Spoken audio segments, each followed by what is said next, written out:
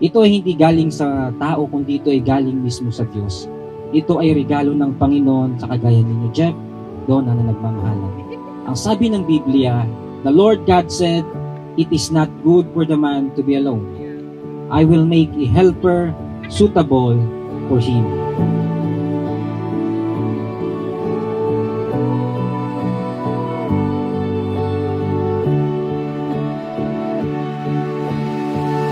Nagkakilala kami ni Donna sa lugar namin. Actually, kababata ko siya. Yung kaso, na-demolish yung lugar namin. Nagkawatak-watak kami. Tapos, matagal din na panahon eh. Pero, isang beses, bigla na lang siyang, yun, nag-add sa akin. Tapos, pagka-add na sa akin, na-accept ko. Tapos, doon nagsimula, nag-chat-chat ulit kami.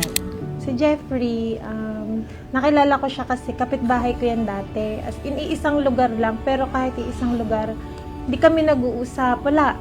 Pero, nakikita ko na siya kasi basketball player siya. Eh, syempre, pag teenager ka, nunood ka ng basketball. Makikita mo siya doon. Yun, crush ko siya. Pero pag wala na sa court, wala na. Ano lang, napakaloko kasi. Sa basketball lang talagang magkakaroon kami ng, doon ko siya nakikita. Ang ganda! Ang ganda mo!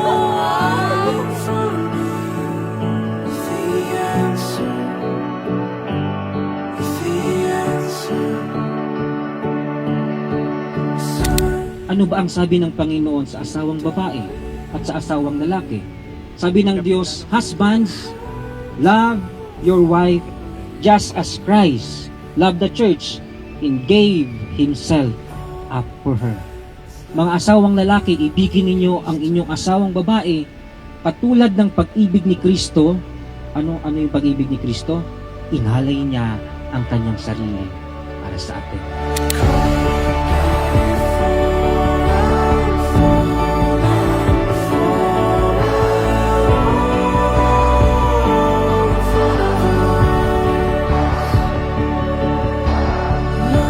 Ano say mo? Sobrang ganda ng mapapangasawa ko. Oo, talaga. Dapat lang. Dadamihan ko talaga anak natin. Siguraduhin mo. Una sa lahat, nagpapasalamat ako sa ating Panginoon kasi ngayon andito na tayong dalawa. Mahal, Donna, alam mo, nang makilala kita, nagbago ang lahat sa aking buhay. Dinala mo ang liwanag sa aking madilim na araw at kagalakan sa aking kalungkutan. Dad, tuwing naiisip ko kung paano tayo nakarating sa kasalang ito, doon ko nasasabi na tama nga yung sinasabi nila na magaling ang tadhana. Perfect timing ika nga. Kasi ikaw, sawa na sa buhay binata, ako naman, nagawa ko na yung mga bagay na dating pinapangarap ko lang para sa mga magulang ko.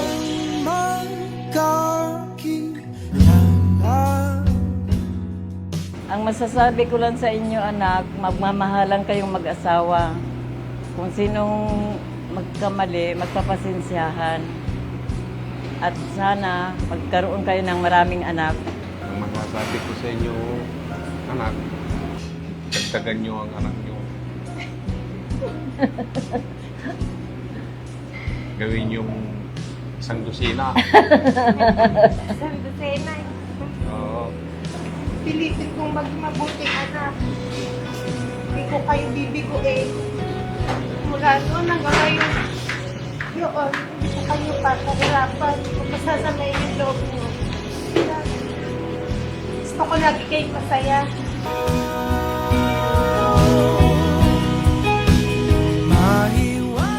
Alagaan mo yung asawa mo. Magpakabait ka. Sana bigyan mo ako ng apo ng marami. Congratulations kuya, sana makabuo agad kayo. Sa kay Times, kung sana iyak tuloy ako. Kung nasaan ka man, kakasal na ako, hindi mo man lang nakita. Sana maging masaya ka sa akin. Gabayan mo kami palagi. Mahiwaga, pipiliin ka sa araw-araw.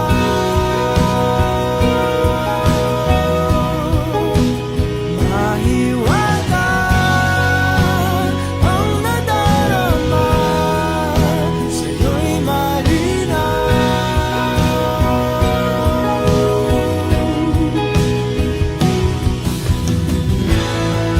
Sa minsang pagbaling ng hangin, hinila patungo.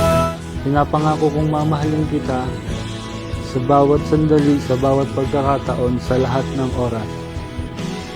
Pinapangako ko rin na iyong magiging kanlungan sa oras ng iyong problema at iyong kasangga sa bawat pagsubok ng buhay. Mahal, alam mo, nung nasa simbahan tayong tatlo ni Ama, nagpray ako. Sabi ko, Lord, kung para sa akin si Jeffrey, ibigay mo na siya sa akin. Pero kung hindi naman, alisin mo na rin agad para hindi aksaya yung oras namin pareho. Tapos huwag mo na pong patagalin.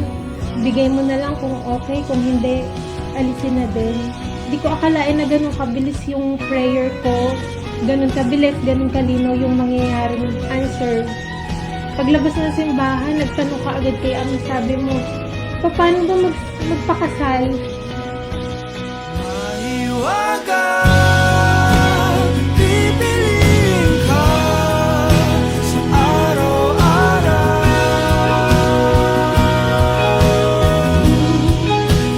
Mahiwaga, ang nadarama sa'yo'y malinaw. And now, Jeff and Donna have consented together to marriage and have made their vows before God in this witness, and have symbolized their vows by giving and receiving rings. I pronounce that they are husband and wife. Palakpakan natin sila. Ang sino mang pinag-isa ng Diyos ay huwag paghiwalayin ng sino man.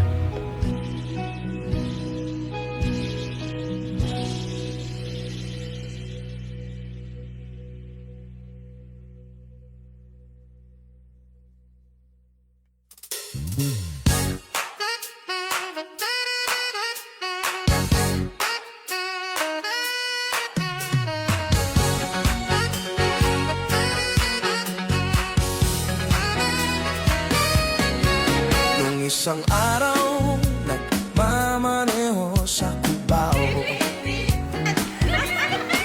aking nakita, babaeng saksakan ng ganda. Sinundan ko ang kotseng sinasakyan niya, hindi ko nakitang may dumarating pala. Hindi ko naiwasan, kami biglang nagkabangan. Nang magkamalay, nasa ospital na ako. Inasikaso ng doktor na piling ng nanay ko. Biglang-bigla na lang ang nurse andyan na, at para kong nakita ang hell sa ganda. Kahit nagdedeliryo, itong nasabi ko sa kanya.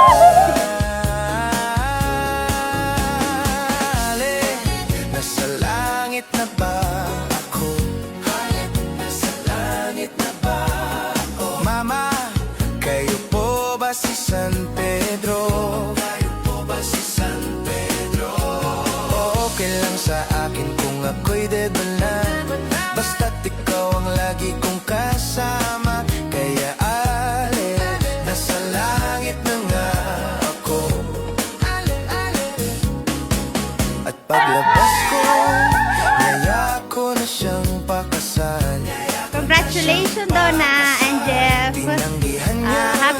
wedding at masayang-masaya ako para sa inyo. I love you! Congratulations, Ate Donna, Kuya Jeff. Happy wedding sa inyo. Congrats, Ate Donna and Kuya Jeff. Yung balot ko mamaya, ha? Congratulations, Donna and Jeff! Happy wedding!